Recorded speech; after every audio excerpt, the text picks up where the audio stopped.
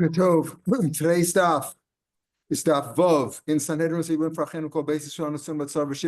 We're at the third line on daf Vav Amrav. Gufa Amra Bavu. We have a machlokes between basically Shmuel and Rabavu. Shmuel says that two people who make a judgment. I guess we're not talking about a case where you need expert judges, a Sanhedrin, but where like Dine Mamnus, which we said you don't need actually. It doesn't say Elohim there. And therefore, you could have regular judges, meaning any three commoners. So Shmuel said, if you have two, that's also b'diavad, that's okay too. It's called the Pesach Chatzah, but two is also good. Ravu said, no, you need three. Ravu said at the top page that Shnaim Shadanu Devekol Ein Din Amdin. They're arguing. Rav Shimon Gamliel had said you definitely need three for a judgment. The question is, did the Rabbanan disagree with him or not? So Shmuel said that the Rabbanan did disagree, and Ravu said they did not disagree. So here we're going to deal with that. Ravu holds that two people who made a judgment, three people sat in a court, two people sat in a court rather than three. It's not a din at all. If an individual person, a yochid, made a judgment, he gave a verdict, and he reversed the decision, meaning he did the wrong decision. He told that the guilty person was innocent, and he said that the innocent person, let's say the one who doesn't have to pay, he said he have to pay, or Timias Torah, or there was a question about if something was Torah or not, and he said it's Tameh, or reversed here, so Tameh, Masha Asa Asli, what's done is done, Mashal Mibesa. Since he made a mistake as an individual, he has to pay. He has to pay for his mistake. But his judgment is a good judgment. You don't say it's reversed. According to Bavu, even if two people made a judgment, it's no judgment at all. So why does one person make a judgment at all? And here we're speaking about, Rashi says here, you can't say it's speaking about a mumcha, because it says in the end, it's different. But if an individual who is not a mumcha makes a judgment, it says that it's a good judgment. He has to pay for his mistake, but it's a judgment. It is. If you say, according to Ravu, that two people made a judgment is not a judgment, certainly one person is not a judgment. So this is speaking about where they accepted upon himself. They accepted his opinion. Maybe Timias Sator or Tiras Satome, when it is a case where maybe one person took another person to court for being metame something, or whatever it was, or he said that it was, whatever it was, there was some issue between two people, and they accepted upon themselves his judgment. That's why it works. So they accepted it. In other words, two people who made a judgment, if it wasn't accepted, if the two litigants didn't agree to accept them, it's not a good judgment. Here it says they accepted it. So why does he have to pay if they accepted it? They told him, Daina lanu din Torah, give us the din Torah. You didn't give us the din Torah. You made a mistake. You made a mistake, so therefore he has to pay. But it's different. In other words, even Rabavu would agree that if two people sat in a court, their judgment is not a judgment unless the litigants agree to accept them. Litigants accept them, they can accept whatever they want. What was the mistake? You say he made a mistake, he has to pay for his mistake, because they said, give us a din Torah, not a mistaken din. They made a mistake in a favor. Mishnah said one way, he said the other way. Amar Sheshes, Amar Avasi, Tabit Var Mishnah Choser. If you made a mistake in Rav Shapiro, you can retract your judgment and reverse the judgment. And you could just say, what's the problem over here? Why do you say that? The judgment is a good judgment, and he has to pay for the mistake. The judge has to pay for the mistake himself because he messed them up. Why do you? So you say it's a good judgment because they agreed to it. But if he made a mistake in Bar Mishma, he can retract that. He made a mistake in his judgment. So what do you mean? What is an example? That I'm going trade to trade more. Let's say there's a machlokus in the Gemara, as you have from time to time. Two Tanam argue with one another, or two Maram. The Pliga Adari, they argue with one another. We said last week, remember that this we say that an Amora cannot argue with a Tana. That's if he doesn't know about the Tana, but if he knows that the Tana says a certain thing and the Amora says otherwise, you can have that. Achronim argue with Rishonim also in many cases. So go and trade Tanam. Let's say two Tanam disagree, or two Maram disagree. But like it doesn't say the halacha like either one of them. The Sugya Dalma Libra Minayu. But the general trend of the sugya seems to indicate like one of them. And he went the other way. In other words, the Gemara seems to indicate like one Tana or one Amora, and he went the other way. So he made a mistake in a Shikol Das. If it's Dvar Mishnah, he can retract it. Here he made a mistake. He shouldn't have done it that way. Therefore, he has to pay for his mistake. because they said, give us a din Torah. And if you simply can't reverse it, like taking the money back or being metame, whatever you did already, you have to pay for your mistake. Let's say this machlokas, whether in a case of mamonas, like a loan or something of that sort, where one person is suing another person, and he takes it to court, and you could use commoners. You don't need Bezin Mumchen in this case. You don't need Elohim, like we said, Mumchen, and you're using commoners. Can two people also be good? Shmuel says yes, and Ravu says no. He went like Shimon Gamliel. Maybe it's machlokes Taram. Bitsua. So lashon of bitsua means to cut something in half, like to break it in half, or something bad, as we'll see also. Bitsua, which Rashi says here, is pshara, a compromise.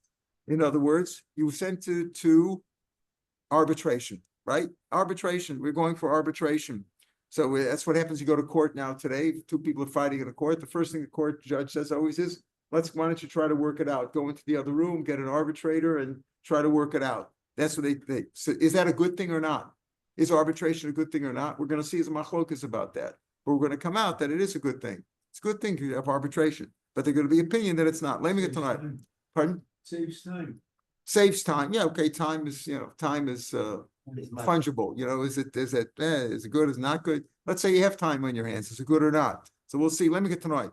Bitsu, if you have an arbitration, how many arbitrators do you need? Bitsu b'shlosha Rav Meir says you need 3. And Tosas points out over here, it's not like a court of 3 that makes a judgment that a 2-to-1 split decision is okay, right? When we say you have a court of 3, it could be 3-0, it could be 2-to-1, right?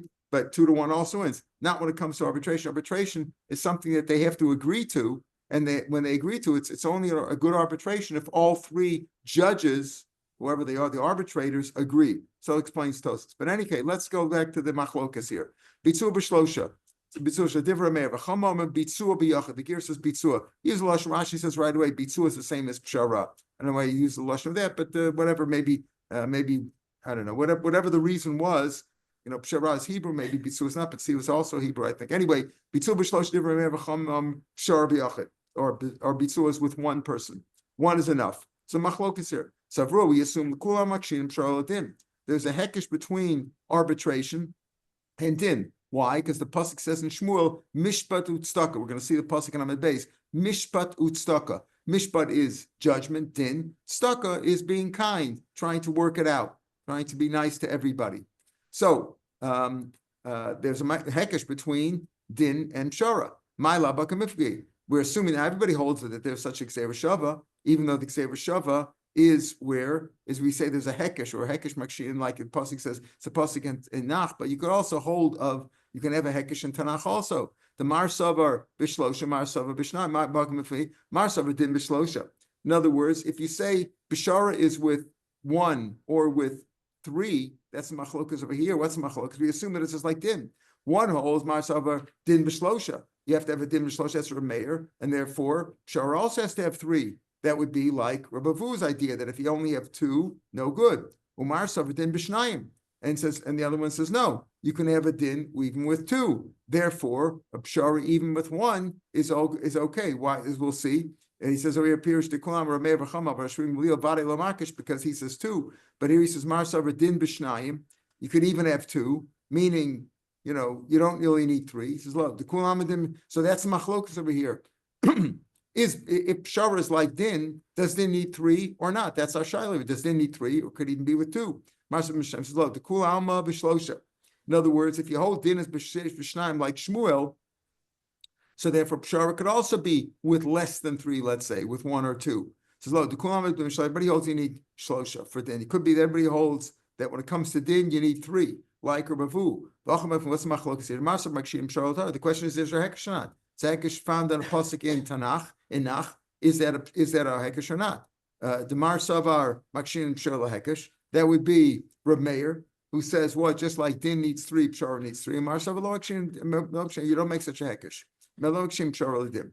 Lemet Flosa. Wait a minute. So let's say this idea whether you need 3 for a judgment. Again, 3 where you don't need. We're not talking about a case where you're like Zelas and Chabalas, where you definitely need a court of 3 mumchen. We're talking about a case of like a loan or an admission where it's simply a commercial matter between two people, do you need three, or could even two be good enough also? So there's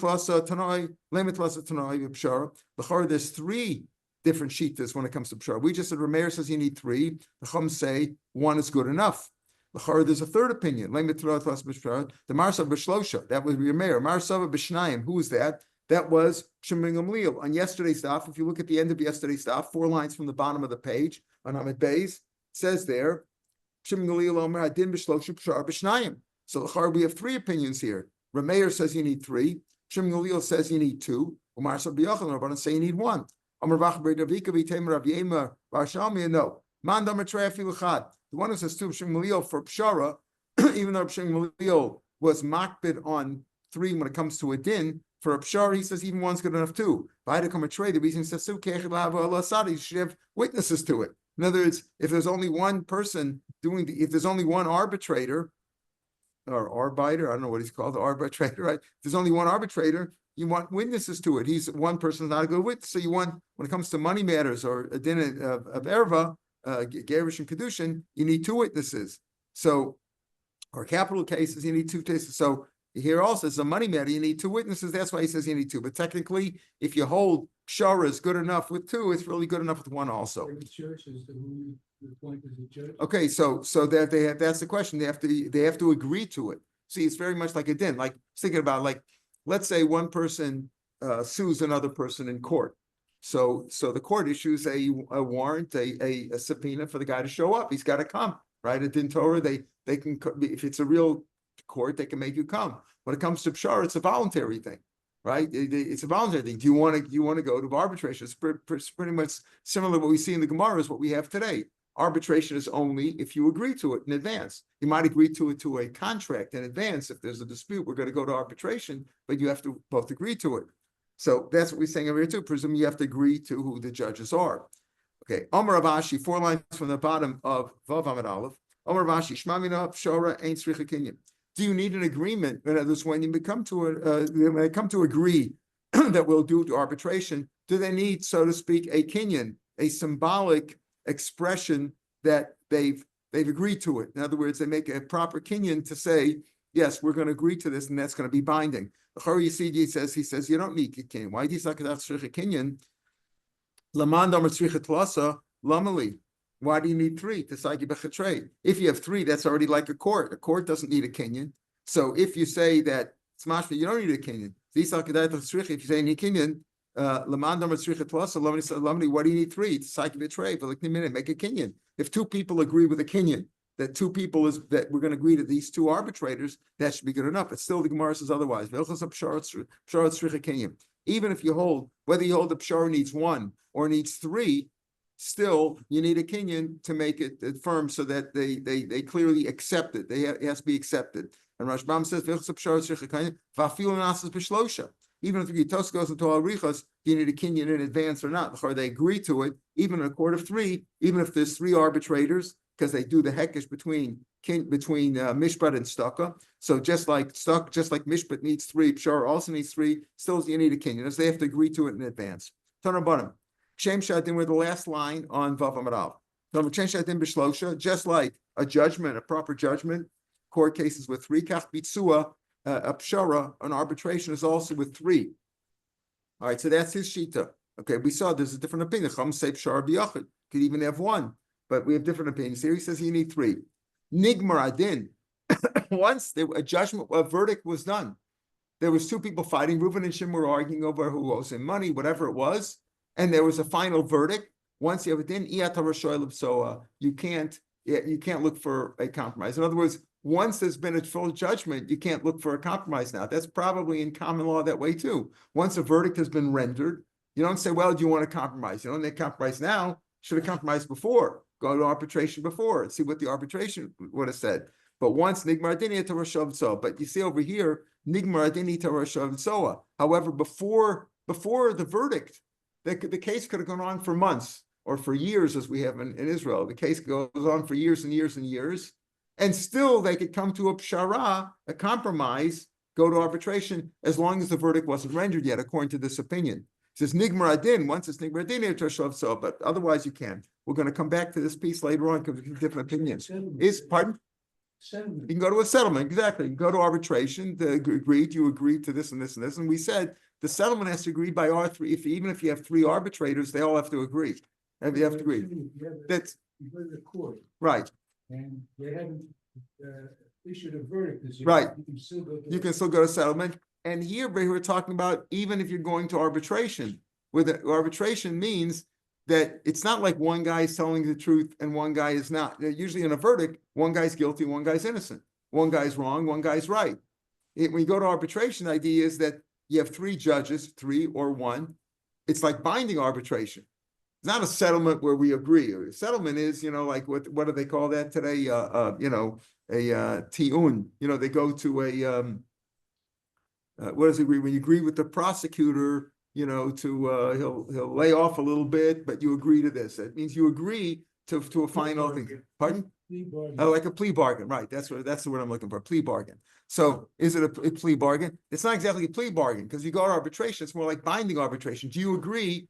Like the baseball players, they go to arbitration to decide what their salary should be if they can't agree between the owner and the player. So they go to binding arbitration. The arbitration, they say, okay, we agree to this. That's the rule in the contract, in the union contract, whatever. That they're going to go whatever the arbitrator decides. That's the rule. So that's what we're talking about arbitration. Do you need three or do you need one? So this opinion says that you need three. Then it needs three, just like you need three just for the judgment and for the arbitration. And you can go to arbitration as long as the verdict hasn't been rendered. We're on Amid Base now, the second line. Different opinions. Some say you shouldn't go to arbitration. The din is the din. Arbitration, what does that usually mean? Like I say here, usually in the Besdins here, they usually try to, work it out. They make a compromise, right? That's not a judgment. Either one guy's wrong, one guy's right. They're always looking to compromise to make it easier. So you shouldn't go to arbitration. You're a sinner.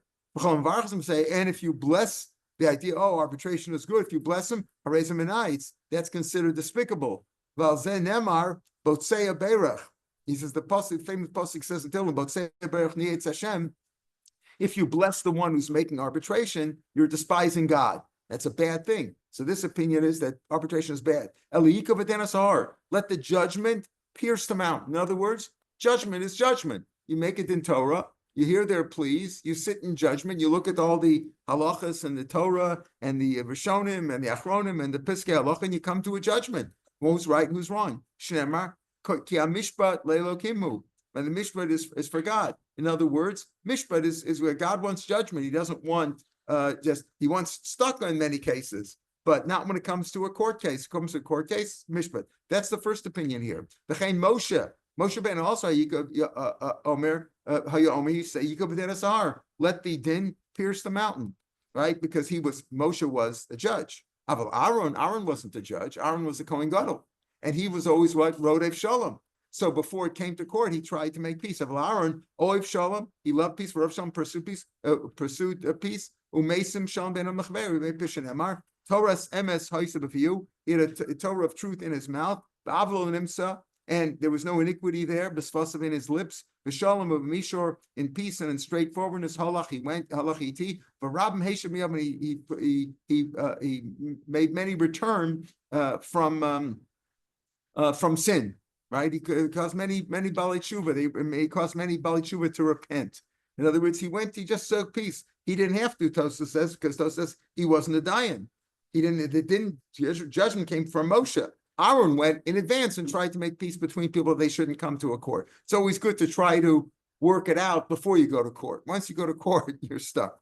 Reb Lezer Omer Harei Shagaza, he says that the pasuk of, it's famous pasuk, Botzei Beirech Neitz Hashem, that the person who Botzei, if does Botzei mean compromise, that's despicable, or does it mean something else? Reb Lezer says, no, the Botzei is it's talking about a different case. Harei Shagazel saw Shachit, and you stole a measure of wheat. The tachni ground it, but when you baked it. You did a mitzvah, mafish challah when you baked it, but it was stolen goods. You stole somebody's wheat.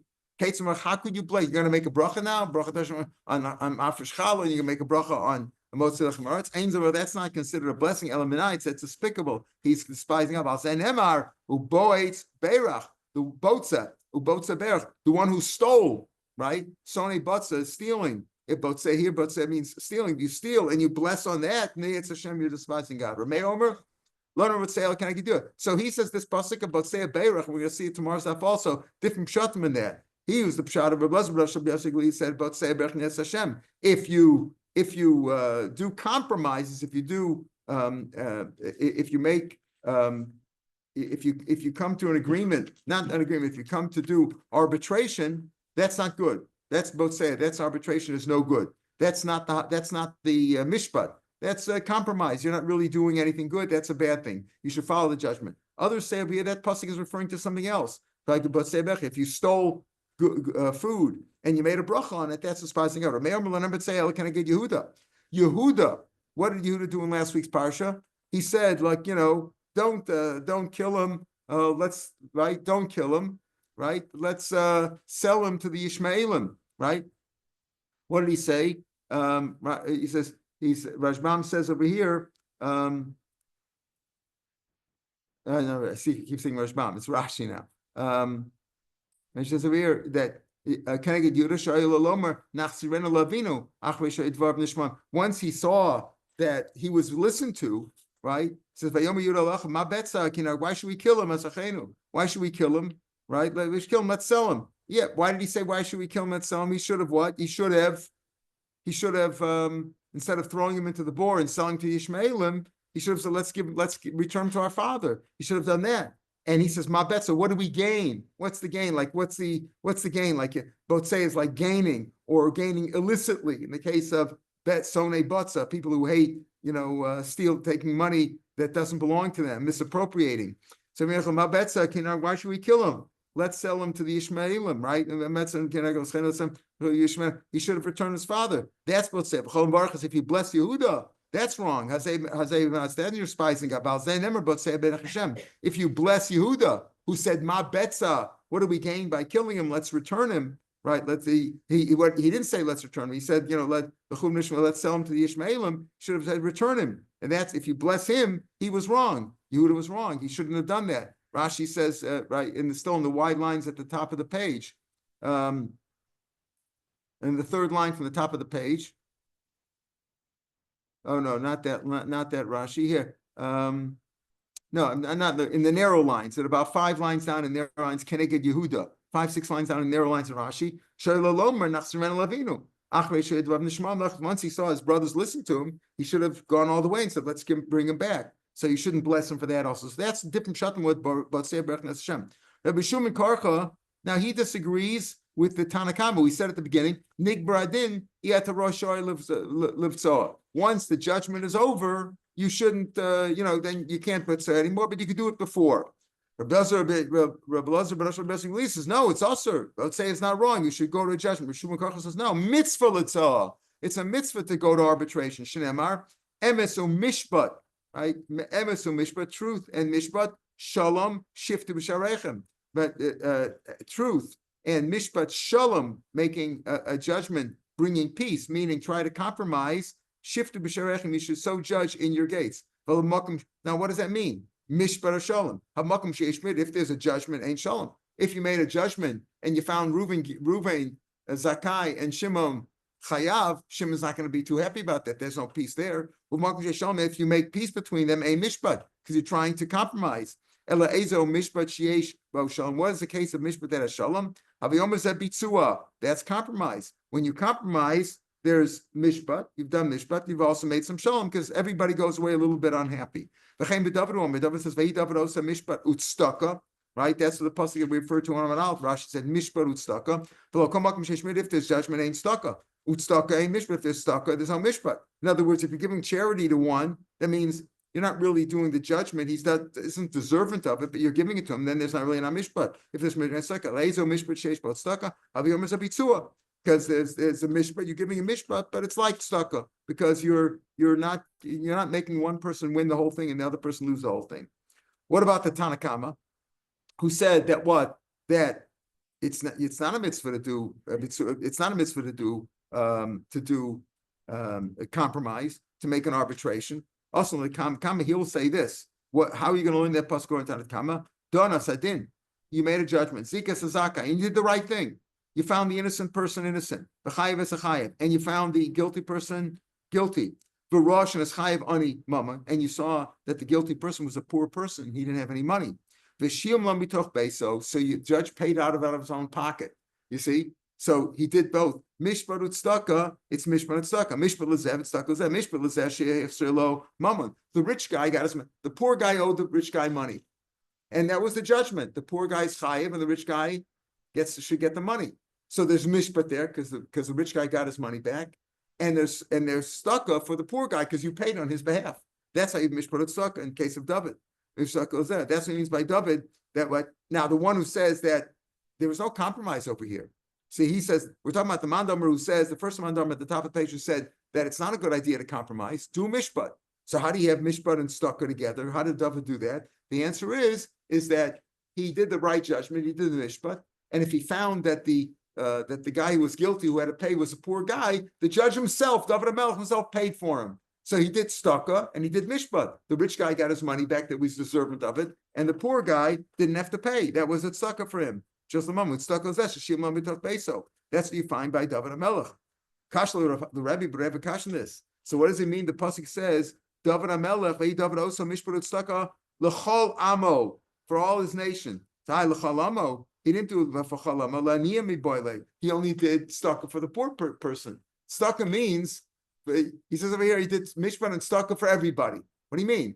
Mishpat he could have done for everybody, did the right judgment. But stucca is only if the poor guy couldn't pay, he helped the poor guy. That's stucca. You don't give stucca to the rich guy. So why is it l'cholamo? Ella, he says, even if he didn't pay, zeh mishpat utstucca. How? Mishpat lezeh, utstucca lezeh. Mishpat lezeh sheichs l'mamona. He did a mishpat, the guy who rightfully the money belonged to him. I did you a favor. Even if you're poor, I did you a favor by making you pay because you owe the guy money. Yeah, I did you a favor. Otherwise, you would have always owed him money. Allah void. You owed him money. You go into Olam Haba owing this guy money. So therefore, it's stuck for him because I took Zayla. You stole the money from me. In other words, you owed him money. So I did you a favor by making you pay. Sometimes by making you chayiv to pay, I'm doing you a favor. Because you have to pay. You owe the money belongs. The money doesn't belong to you. So if I told you got to give him the money, I'm doing you a favor. That's what he means. That's stuck up. That's what you meant there. So that's all according to the one who holds you don't do compromise. Compromise is no good. That's the first Tana. But Rav Shua ben Karcha said it's a mitzvah to make compromise. Now we have another opinion. Rav Shimon at the first of the wide lines in the Gemara. Two people come for you, two litigants. Before you hear their pleas. Or you heard their pleas, but they're arguing back and forth, and we don't know which way the judgment is inclined to. You could tell them, you could tell them, listen, if you want to go out and make a compromise between you, go to arbitration, make a pshara. But once you heard their words, you know which way it's going. In other words, the pleas have been made, and you were about to render a decision because you could see where it's going. Then you can't go and tell them to Shenemar. Poter mayim reishis mud. Mayim is compared water. A flow of water is like a strife, like a fight. Rashi says that poter mayim im bas liftor v'lahashlech hamariva mishul mayim. The fight, the strife is compared to water. So if you want to get rid of that, when you do it reishis mud before the fight starts, v'lefnei hiskala hariv nitosh. You could discard it, throw it away before the argument has been revealed. In other words, he says before you know which way the court is going, before which case is going, you could say, please go out and do arbitration, or you can suggest that to them. Kodem shenaskal riv, before the Gemara is on the widest lines now. Kodem shenaskal, before it's revealed, before it's exposed, you can cut it off and say, okay, we're not going to make a judgment here. Go out and work out and go to arbitration. Mishan askala harib, but once it's been exposed, you can't cut it off here. So Rav Shimon Menasya says that yes, you can. It's a good idea to go to arbitration, but it can only be done before it's clear where the judgment is going. Once it's clear where it's going, you can't go back on that at all. So we'll see there are different opinions over here. The first opinion was, so as long as there's no verdict has not been rendered, you can go to arbitration. Shemanasya says you can go to arbitration as long as it's not clear where the judgment's going, even before verdict if it's already clear where the verdict is going, you cannot you cannot suggest arbitration. Our Gemara says Reish Lakish in parentheses. The side he brings down see Rabbi Shiur ben Lakish or Rabbi Yehuda ben Lakish says Amar Sham Shabola Din. Two people come to a court case. One guy is weak, not a powerful man. Not I mean physically, but with not he doesn't pardon. No argument, but no, he's weak and he doesn't have he's not a fighting guy. He's a meek kind of a person. He doesn't have a lot of public support. One's a tough guy, always fighting. Rashi says he's a guy who's always bothersome and a big shot, always making trouble. Before you hear their pleas, or before you heard their words, or you heard their pleas, but you know what's going. And listen, you could say them, I'm not bound to you. I don't want to hear this. In other words, one guy's a tough guy, a ruffian, real tough guy, and one guy is a weak guy. And if you haven't heard their pleas yet, or if you heard their pleas, but you know which way, you can say, listen, I don't want to be the judge here. You could do that because you can do it. Shem Chayiv Chazak was why maybe the guy, the ruffian, the tough guy, will be found to be guilty enough to pay. Then Chazak Rodfo, and you're going to run after the judge. He doesn't say, listen, this guy comes in with 15 weapons on him. I don't want to be the judge here. He could do that, right? Once you heard the judgment, once you heard their pleas, then you know which way it's going. You can't say in this kachlim. You can't say once you heard, you know where it's going. You can't withdraw then. Shenemar lo sagurmish. Don't be afraid of anybody. A judge has to have guts before the case or before he knows where it's going. He can say, listen, I don't want to be the judge here. But once he heard the pleas and he knows which way it's going, he's afraid to find the tough guy guilty. He's afraid of him. And it's too late. Shimon Karchomer, similar case. You're in front of your Rebbe. Your Rebbe is hearing a case. Your Rebbe is judging a case. Your Rebbe feels that the poor person is chayiv.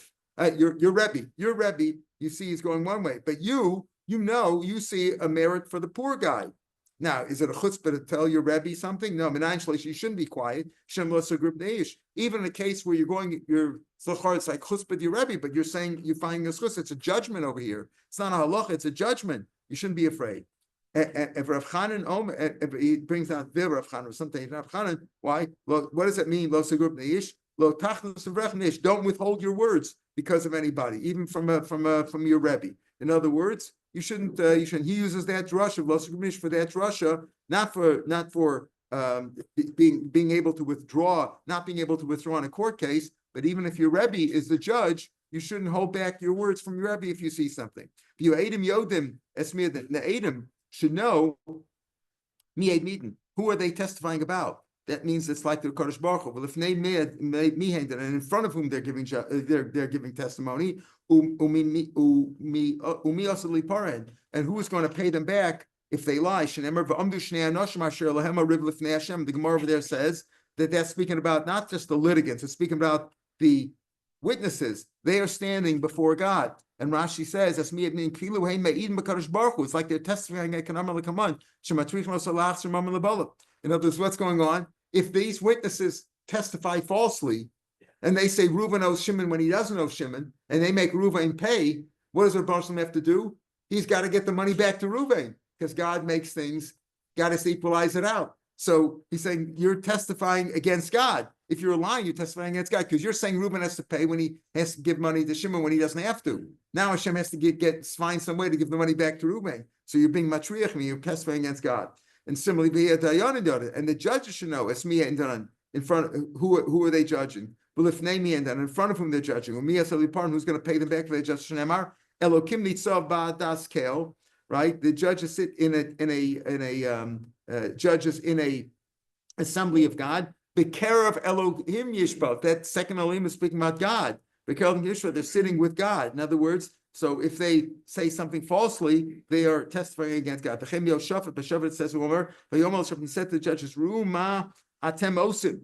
See what you're doing. Kilo la'adam tishbatu. You're not testifying for man. You're testifying kiyim l'Hashem. You're testifying for God.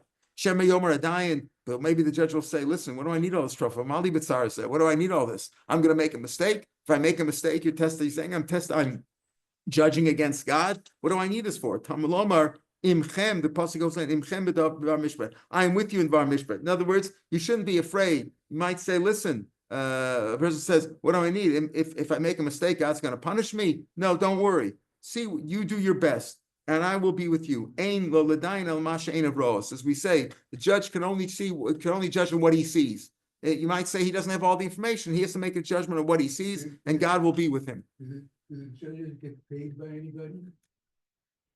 Yes, I think they do get paid by the litigant. They have to pay equally to make the judge to sit for their time. Not like as a salary, but not like today when there's a salaried judges and all that. In many localities in America, the judge runs for office, so for sure that and he takes money for advertising from people. So it's really crazy how you can have judges that are running for election and doing people favors. But yeah, the Gemara says that if you have to get a court of several, they can each pay them equally.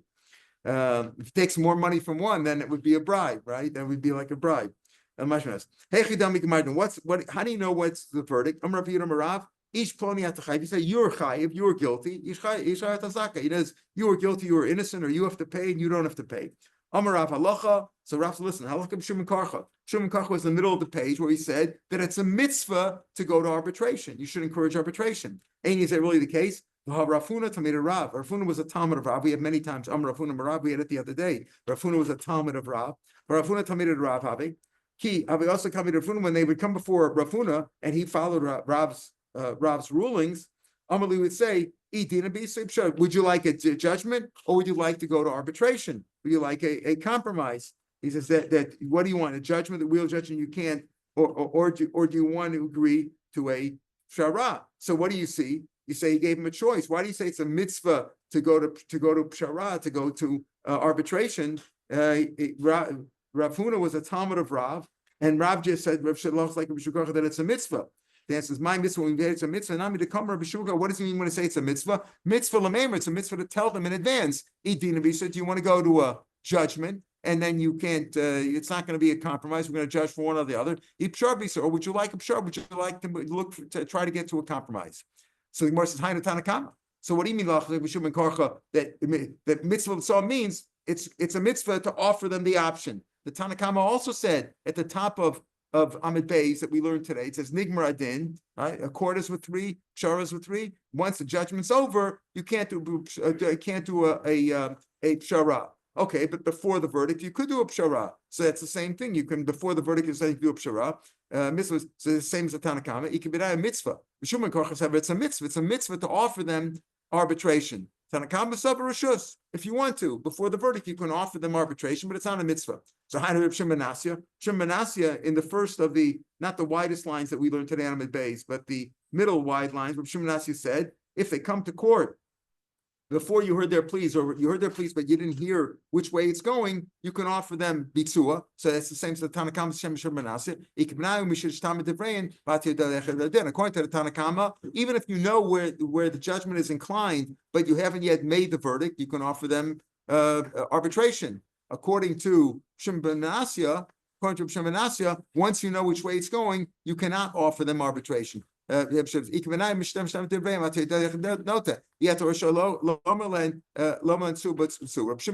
once you know where it's inclined, you can't do arbitration anymore. So we have three opinions. Rav Shimon says it's a mitzvah to offer them arbitration. Tanakama says you can do arbitration as long as the verdict hasn't been rendered. Shimon says you can do arbitration as long as you don't know which way the verdict is going, even though the verdict hasn't been rendered yet. All right, we'll pick it here tomorrow. Now, that pasuk we had about Botzei Berach Niyetz Hashem, we had different opinions what that means. We'll see other opinions in that tomorrow, what that pasuk can mean. Somebody said that it's a sin to go to arbitration, but you shouldn't go to arbitration. Right, the machlokas. That's the machlokas. The first opinion was you should go to arbitration, but we paskin arbitration is a good thing, and it's a mitzvah to offer them arbitration. That's the psak.